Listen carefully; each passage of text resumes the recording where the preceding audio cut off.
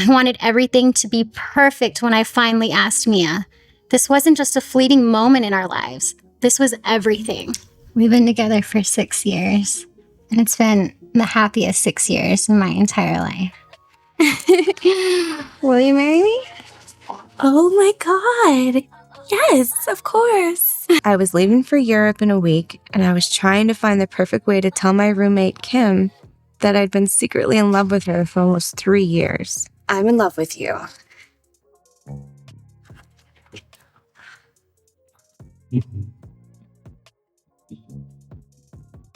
It was supposed to be a one-night stand, but as with most, my heart took over, and before I knew it, I'd fallen for her. What would you think if I asked you out? My parents would totally freak out. At some point, you have to look out for your own happiness. I knew the moment she walked out that door that the memory of what might have been would haunt me always. So in love with you. I know. Why don't you ever say it back to me? Whenever somebody asks me what my biggest regret in life has been, I tell them every single moment I didn't tell Evie how much I loved her.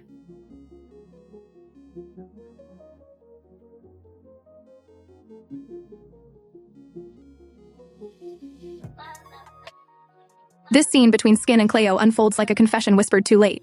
A tender reckoning with what was once unspoken, what was lost not through cruelty but through fear, pride, and the quiet conditioning that teaches women to hold back their hearts until it's safe, which often means never. The moment begins in silence, in the mundane exchange of parting words, well, see ya, the kind of casual farewell that tries to soften finality but only deepens its ache. Skin's voiceover reflecting that 3 years of laughter and memories ended with a see ya, cuts through that facade with painful self-awareness. For queer viewers, this moment carries a haunting familiarity, the minimized goodbye, the attempt to package something profound into something manageable, because showing too much emotion feels dangerous in a world that often questions the legitimacy of women's love for each other. When Skin remembers how passionate they once were, how she was the aloof one and Cleo the more emotional, it paints a portrait of balance, of two women orbiting each other in a shared gravity of need and complementarity. Their love was not defined by opposites, but by mutual transformation. One grounded, the other wild, each expanding the other's capacity for life. Skin's recollection of buying the house together, the joy of building a shared space, a literal and emotional home, transforms this queer love story into something profoundly universal. It echoes every couple's dream of permanence, yet for queer women it carries added weight. The act of claiming space together publicly or privately often stands as an act of defiance against a culture that renders same-sex domesticity invisible or other. When Skin says, "We both thought it would last forever," her words become an elegy for queer hope, the kind of hope that dares to believe love can exist without apology. The heartbreak that follows, I knew the moment she walked out that door that the memory of what might have been would haunt me, feels not only personal but generational. For so many queer women, the ones who got away are not just individuals but reflections of lost time, lost courage, lost opportunities to live honestly in a world that didn't make space for their truth. Skin's voice trembles through regret, but her pain is also a mirror of growth. When the scene shifts into her fantasy, the imagined encounter where she finally says the words she once withheld, we witness the emotional rewriting of history. The fantasy is not erotic but restorative. It is Skin granting herself the chance to say, "I love you," the phrase she once withheld, out of stubbornness, fear, or the inability to make herself vulnerable. When she recalls Cleo asking, "Why don't you ever say it back to me?" and her own evasive response, "Do I really need to?" the scene becomes a study in emotional repression, the kind that queer women, and women broadly, are socialized into. Society often allows women to express care but punishes them for expressing desire or attachment, teaching them that love must be hinted at, not declared. Skin's silence, then, wasn't just about her personality. It was a symptom of cultural conditioning that prizes composure over confession, detachment over devotion. The ache in her voice when she says, "1,000 times I wish I just said I love you," becomes a cry from within that conditioning, a realization that withholding love does not protect it. Her fantasy allows her to reclaim that lost moment, to imagine what it would have meant to say the words, and to be received with joy rather than silence. When she looks at Cleo and says, "You're so beautiful," it is not a performance of attraction but an acknowledgement of presence, of seeing someone fully, without defense or irony. The exchange that follows, "What's gotten into you? I don't know, you just what?" captures the hesitancy of emotional awakening, the fragile courage of someone learning to be honest after too long of pretending indifference. When Skin finally says, "I love you," the power of the moment comes not from the words themselves, but from everything they cost her to say. It is the culmination of years of internalized restraint breaking open. The silence that follows, Cleo's stunned quiet, her tears, becomes the emotional truth of queer longing, that love, when spoken aloud between women, still feels revolutionary. Her response, "You don't know how long I've waited to hear you say that," bridges that gap of time and silence, transforming grief into grace. It is not a fantasy of reunion but of understanding. When Skin admits, "I don't wear my heart on my sleeve the way you do," she acknowledges the tension between emotional expression and survival. For queer women, especially those conditioned to hide, to blend, to minimize, openness can feel like exposure. The fantasy allows Skin to explore that vulnerability without punishment. Her next line, "You're the best thing that's ever happened to me, Evie. I never want to lose you," reveals not a naive hope but an emotional reclamation. A recognition that love, however fleeting, reshaped her. When Cleo Evie responds simply, I'm so happy. I love you. It's the closure Skin never got, but it's also more than that. It's an embodiment of mutual recognition, a shared release from all that went unsaid.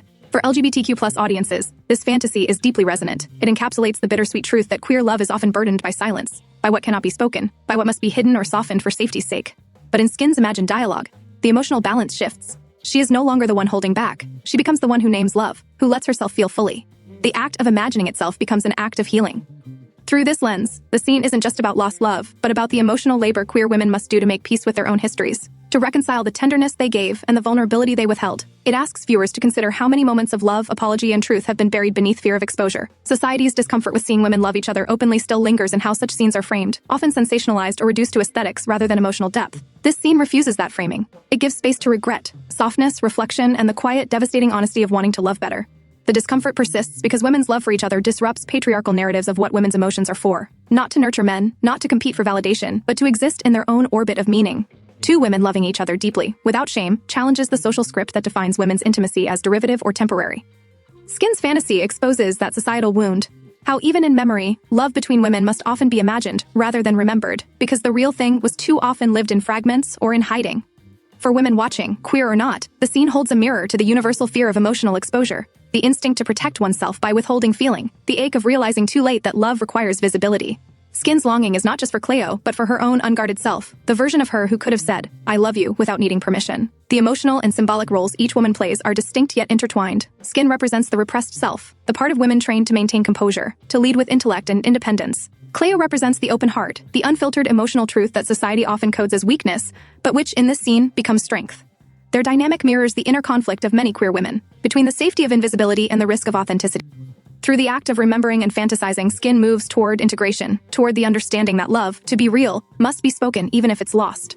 The final I love you exchanged between them, though imagined, functions as liberation. It doesn't rewrite history, it reclaims it. It allows Skin, and by extension anyone who's ever loved too quietly, to inhabit a truth that the world once denied her. The scene closes not with reconciliation, but with recognition that love, in all its fragility and imperfection, is still sacred when it's real. For queer audiences, this is the catharsis. Not that they reunite, but that Skin finally becomes visible to herself. For all women, the lesson is equally profound. Emotional honesty is not weakness but courage. To say I love you is to choose vulnerability over silence, authenticity over performance, life over fear.